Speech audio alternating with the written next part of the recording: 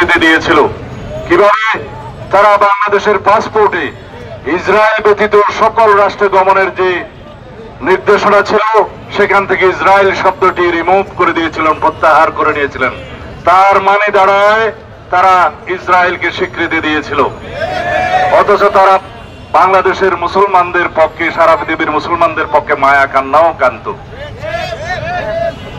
বাংলাদেশের বিরোধী রাজনৈতিক কর্মী এবং যারা ফ্যাসিবাদের বিরুদ্ধে আন্দোলন করেছে সকল গণতান্ত্রিক শক্তি, সামাজিক শক্তি সহ দেশের আপামর জনসাধারণের বিরুদ্ধে আড়ি পাতা যন্ত্রের মাধ্যমে যে নির্যাতনের তারা সূচনা করেছিলেন, সেই আড়ি পাতা যন্ত্র পেগাসাস স্পাইওয়ার সেই ইসরায়েল থেকে তারা খরিদ করেছিল এই হাসিনা সরকার।